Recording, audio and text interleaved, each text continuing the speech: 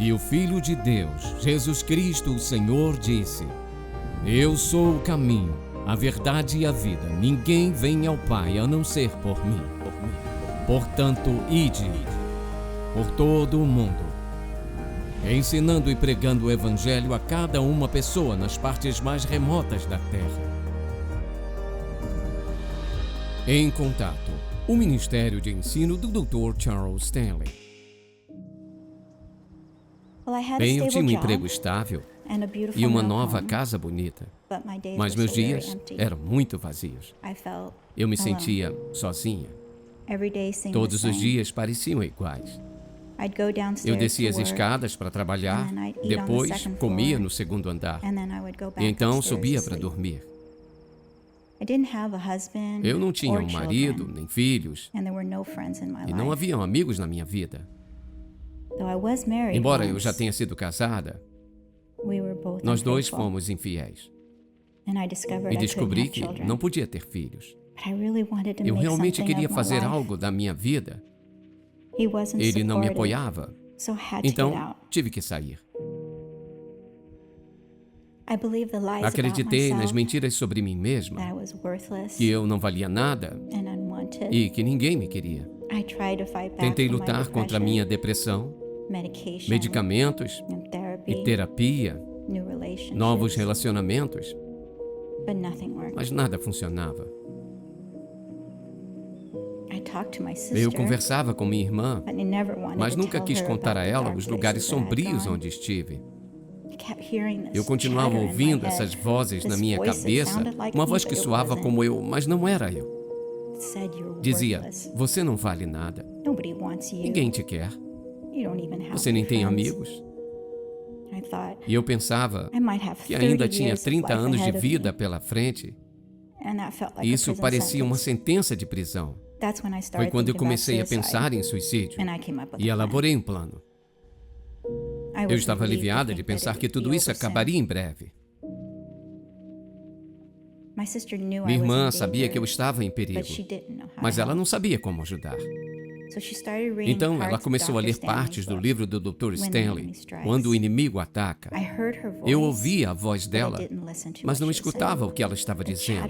As vozes na minha cabeça eram tão avassaladoras.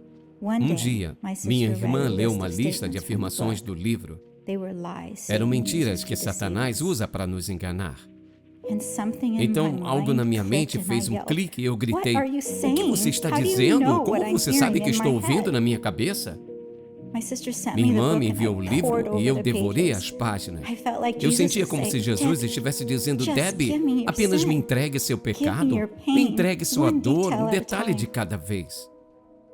Deus abriu meus olhos para o que estava acontecendo na minha vida e como iria me resgatar. A coisa engraçada é que nada ao meu redor mudou. Eu ainda acordo, eu me preparo. A única coisa que mudou sou eu. Eu costumava ter tanto medo, sentia que a depressão iria me consumir, mas agora eu não temo mais o resto da minha vida. Estou empolgada para que Deus me use. Eu posso ter apenas 30 anos.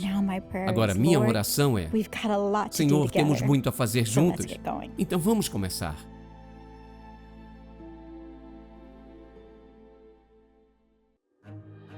A seguir em Contato, resistindo a um ataque do inimigo. Você já se viu de repente confrontado com uma tentação forte, sedutora, muito convidativa e aparentemente irresistível tentação? O que você fez? Simplesmente você se afastou? Ou você se viu se debatendo consigo mesmo e tentando decidir o que fazer? Bem, o que você estava experimentando naquele momento era um ataque do inimigo. Isto é, um ataque de Satanás e uma investida dele sobre você, a fim de prejudicá-lo, seja no seu espírito, sua alma, seu corpo físico, seus bens materiais. Foi uma investida de Satanás para fazer com que você negasse seu relacionamento com Jesus Cristo e, de alguma forma, afastasse dele. Bem, o apóstolo Paulo nos alerta no livro de Efésios sobre essa guerra que você e eu estamos. E ele fala sobre ter que suportar as ciladas do diabo, a traição do diabo. Então quero que abra, por favor, em Efésios capítulo 6. E quero te lembrar que nesse livro em particular, que nos 3 primeiros capítulos de Efésios, o apóstolo Paulo está falando sobre nossas riquezas. No 4º, 5º e parte do 6º está falando sobre nossa caminhada cristã. Então nessa última parte está falando sobre nossa guerra, que você e eu estamos em uma batalha contra um inimigo real e muito, muito definido. E quero que observe, começando no verso 10, o que ele diz. Ele diz: finalmente seja forte no Senhor e na força do seu poder. Vistam toda a armadura de Deus para que possam resistir contra as ciladas do diabo. Pois a nossa luta não é contra carne e sangue, mas contra os principados, contra as potestades, contra as forças do mundo dessas trevas, contra as hostes espirituais da maldade, nos lugares celestiais. Veja isso.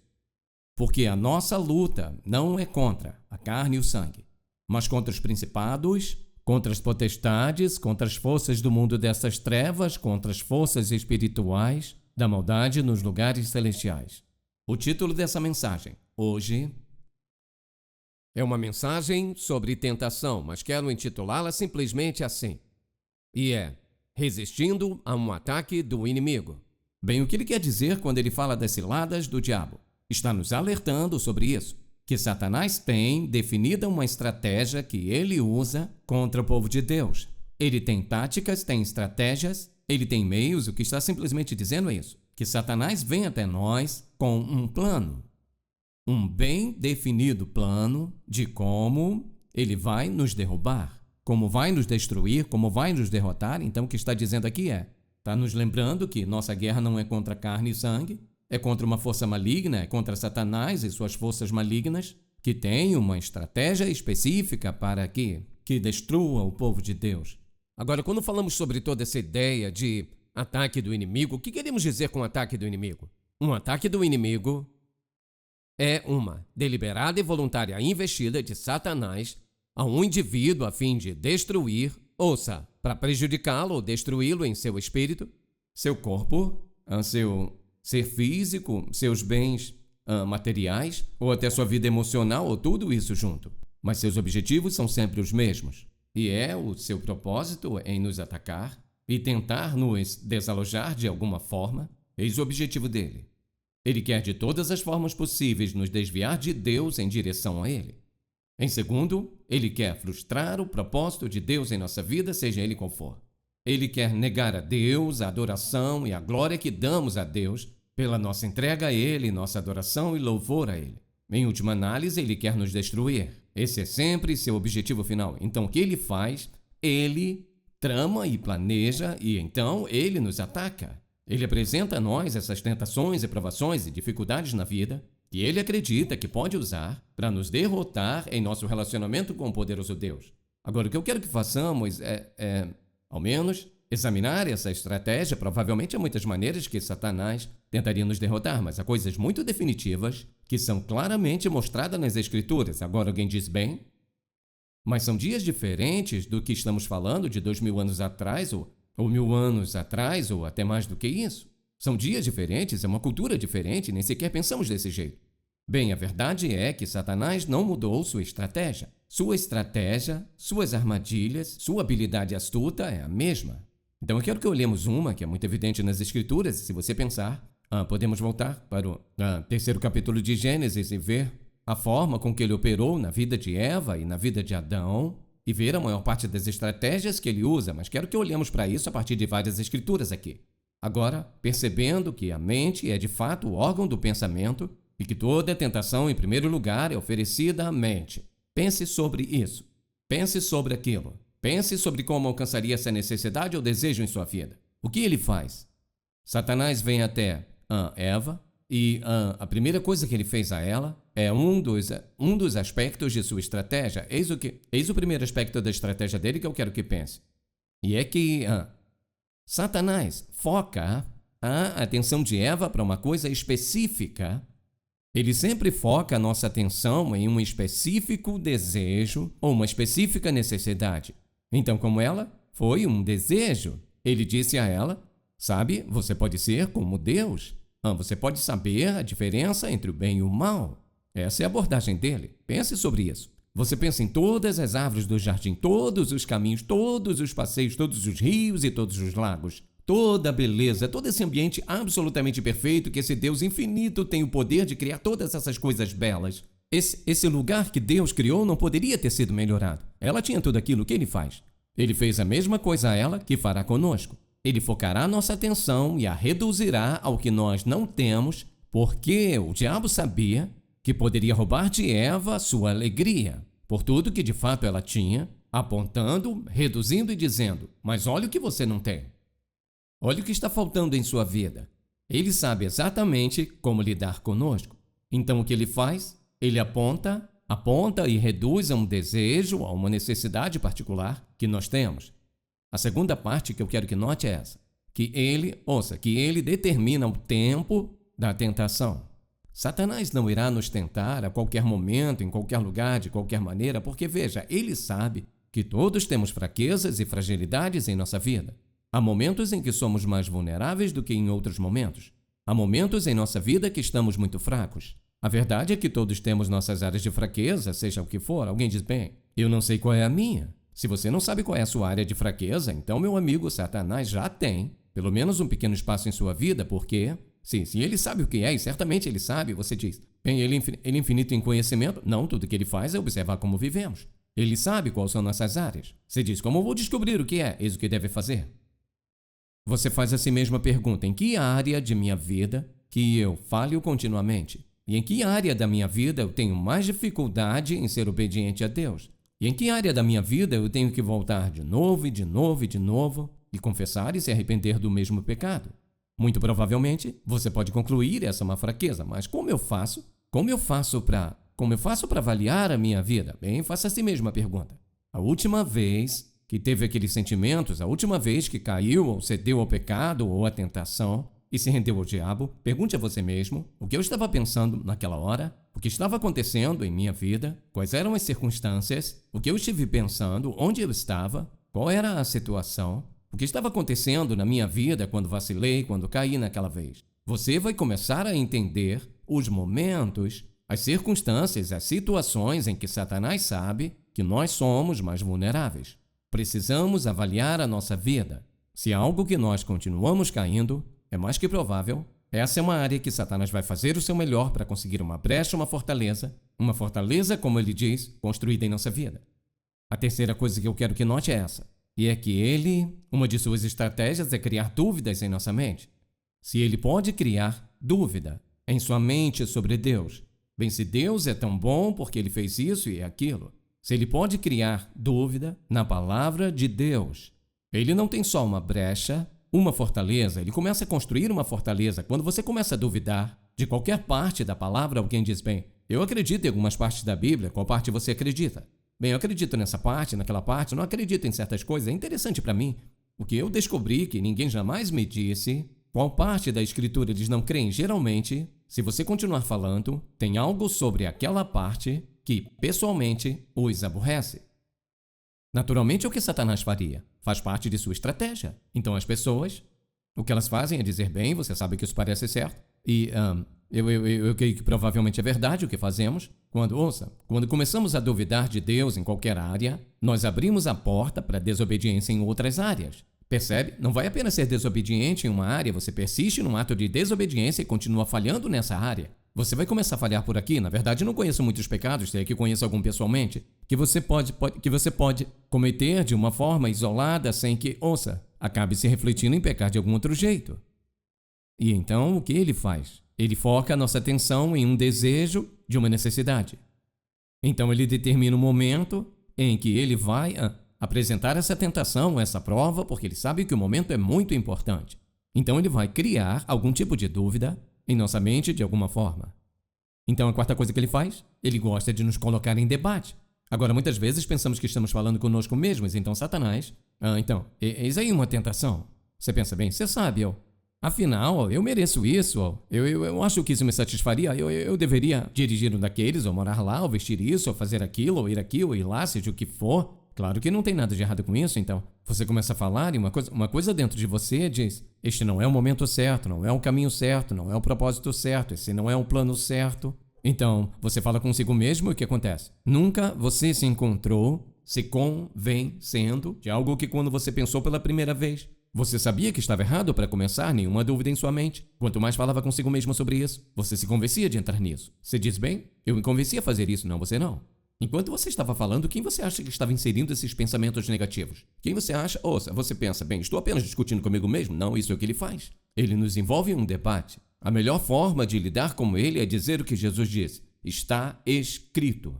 Mas ele vai te colocar num debate. Ele colocou Eva em um debate, ele disse, agora veja, ele disse, Deus realmente disse isso, então ele a envolveu nessa conversa. A próxima coisa que vai notar é quão absolutamente astuto e enganador ele é.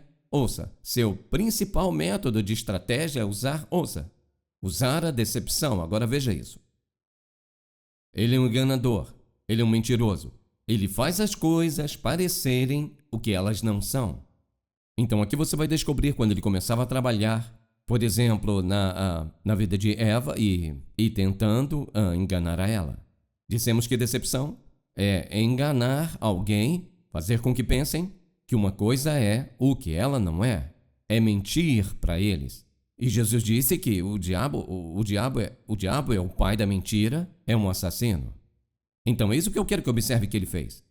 Ele disse para Eva, ele disse, agora, afinal, seu desejo por comida e beleza, conhecimento, Deus lhe deu isso. Isso é totalmente verdade. Deus deu a ela desejo por comida, desejo por conhecimento, por beleza. Então, essa fruta em particular era gostosa e era absolutamente linda de se ver. E além disso, quando ela comesse, seria capaz de conhecer a diferença entre o bem e o mal, ela seria como Deus. Então o que ele fez? Ele tentou a usar mal o que Deus tinha dado e o que Deus tinha oferecido. Ela tinha todo o resto e o que acontece? Todo o restante. E ele diz, mas veja isso.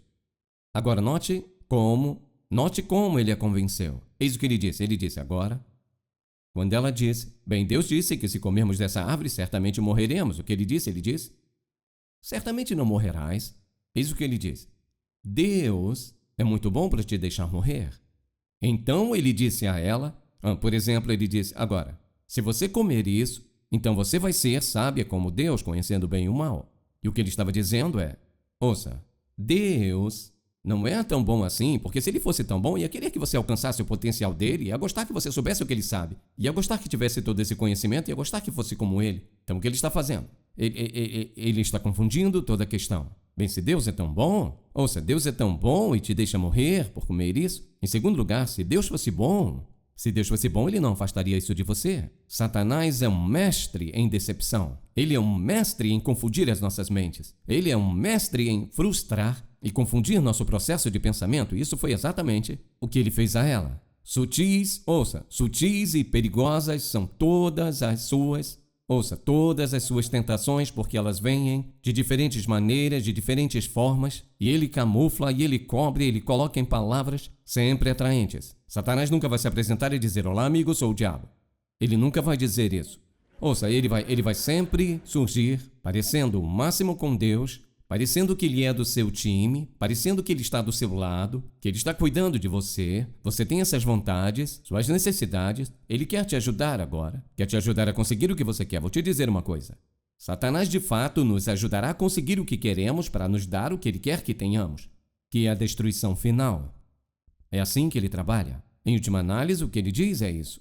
Deus não está te dando o seu melhor. Deus está te privando do melhor dele. Portanto, se você quiser o melhor, é isso que você tem que fazer. Eu vou te ajudar. Ele não aparece como o diabo dizendo isso, mas frequentemente surge através de outras pessoas, às vezes em nosso processo de pensamento, coisas que ouvimos, coisas que vemos, e a maneira dele de completamente minar e destruir tudo de bom dentro de nós. Ele é um enganador de todas as coisas. Ele é aquele que você e eu temos que enfrentar em combate moral dia após dia. Ele está lá em todas as situações e circunstâncias que ele pode, fazendo o quê? Usando a estratégia que acabamos de falar. E como isso funciona? Todos temos que admitir que fomos derrotados alguma vez. Teremos que admitir, se olhar na Escritura, lá estava ele. Ele foi bem-sucedido no passado, é bem-sucedido hoje. E vai ser assim na minha vida, hoje e amanhã, se nós permitirmos. Então qual é a questão? A questão é essa. Como vencemos quando temos um ataque satânico? Bem, abra por favor em Efésios capítulo 6 por um momento e veja essa passagem. Ouça o que Paulo diz. Ele diz, no verso 10, finalmente, seja forte no Senhor e na força do seu poder. Como nós resistimos quando estamos sobre um desses ataques penetrantes, avassaladores e viscerais por Satanás? O que fazemos? Eis o que fazemos. Nós permanecemos firmes na força do Todo-Poderoso Deus. Obrigado, Pai, que aquele que habita em mim é maior do que aquele que está me tentando. Recebemos a força de Deus. Permanecemos firmes na força do Senhor. A segunda coisa que fazemos, como ele diz nessa passagem, ele diz que temos que resistir. Ouça, ele diz, temos que resistir. E por exemplo, também em Tiago capítulo 4, verso 7, ele diz, submetam-se ao Senhor Deus e resistam ao diabo e ele fugirá de vós. O que fazemos? Permanecemos firmes na força do Senhor. Nós resistimos ao diabo na força do Senhor. Nunca em nossa força, nunca em nossa sabedoria, sem debater com ele. Nós resistimos a ele, nos levantamos contra ele e dizemos não a ele.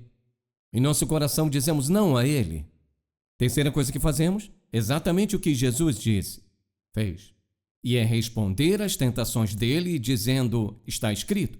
Está escrito. Porque você acha que ele odeia a palavra de Deus? Porque você acha que ele quer te manter tão ocupado que você não leia? Porque acha que quer mantê-lo tão ocupado para que não a estude? Porque você acha que ele quer te manter longe da igreja e de ouvir a palavra? Porque ele quer que você venha para a igreja sem uma Bíblia, sem um caderno e sem um lápis, porque ele não quer que você ouça o que está sendo dito. Ele não quer que você se lembre disso, porque na próxima vez que ele surgir com uma tentação, ele quer que você esteja, de repente, ouça bem, sem nenhuma coisa para dizer de volta a ele. Deixe-me dizer qual é aquele versículo que é isso. Então o que acontece? Ouça, Jesus disse, está escrito, não tentarás ao Senhor teu Deus.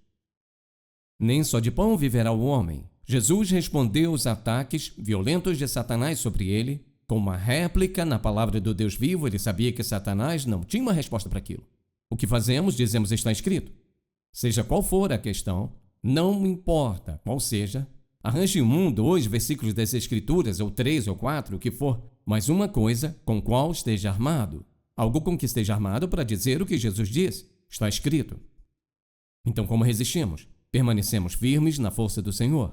E ouça, permanecemos submissos à vontade do Senhor. Se você não permanecer submisso à vontade de Deus, você não vai resistir ao diabo. Agora essa é a chave. Se eu for falar com o diabo, se eu vou resistir a ele, tenho que estar no Espírito. Isso quer dizer, andar em submissão à vontade de Deus. Se estou vivendo aqui na carne e Satanás aparecer como algo, eu não vou sentir a força. Mas ouça, o que ele vai fazer é dizer porque Deus ia responder sua oração, porque Deus deve ouvi-lo. Olha para você. É por isso que temos que andar no Espírito, ou seja, andar em submissão à vontade de Deus em todas as áreas possíveis de nossa vida. Agora, primeiramente dizemos, temos que ficar fortes na força do Senhor. Nós queremos resisti-lo na força do Senhor. Queremos dizer a ele, está escrito. E a quarta coisa que queremos fazer é assumir a autoridade que nós temos como resultado de sermos habitados pelo Espírito Santo. E a Bíblia diz que aquele que está em nós é maior do que o que está no mundo. O Espírito Santo veio para fazer o quê? Para viver dentro de nós, através de nós, a vida de Cristo. Para ser nosso conforto, nossa força, nosso guia. Ele é quem é o poder dentro de nós. Temos o direito e a autoridade para dizer ao diabo, em nome do Senhor Jesus Cristo, na autoridade de sua palavra, pelo sangue derramado, Satanás, vai embora, sai fora da minha vida, sai daqui agora.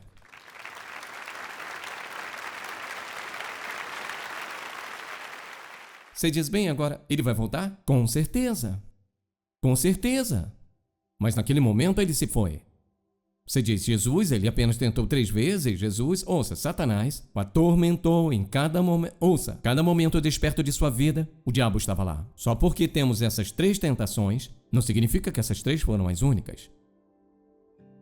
Se Deus deu a nós uma imagem clara de como o inimigo é e como ele trabalha, ele também nos deu uma segurança de que nós não temos que ceder a menos que queiramos. Então quero te dizer, meu amigo, se você nunca creu em Jesus Cristo como seu Salvador, ele te pegou. Agora ouça o que ele diz. Ele cega as mentes dos que não creem para que você não acredite nele. Você percebe que está escrito na palavra de Deus. Muito claro, preto no branco, exatamente o que Satanás fez a você. Ele cegou sua mente. Você diz, não creio nisso, não creio naquilo, não vou aqui, não vou ali. Sabe por quê? Ele cegou sua mente. Você diz, está me chamando de cego espiritualmente. Se você nunca creu em Jesus Cristo como Salvador, você está espiritualmente cego para a realidade de quem Deus é e o que Ele está fazendo em sua vida, o seu amor por você e o que Ele quer fazer por você, te salvando, habitando em ti, te dando o céu como sua casa. É isso. E Satanás vai fazer o melhor para te manter cego. Você diz, o que eu faço? Eis o que você faz. Você diz, Pai, eu vou aceitar pela fé o que a Bíblia diz sobre seu filho, que ele é o seu filho. Eu vou aceitar pela fé que quando Jesus morreu no Calvário, Ele tomou todos os meus pecados sobre si, pagou minha dívida por completo e eu vou te pedir para me perdoar dos meus pecados, eu vou te pedir para me salvar. Abra os meus olhos, Pai. Me ajuda a enxergar a verdade, salva-me dos meus pecados. Você diz, bem, como sei que Deus vai fazer isso? Eu estou totalmente confiante de que Ele o fará. Sabe por quê? Porque é bem claro. Todo aquele que invocar o nome do Senhor será salvo. Ponto. Assinado, Deus Todo-Poderoso. Eu sei que Ele fará. Se você foi abençoado pelo programa de hoje, por favor, visite-nos em intouch.org.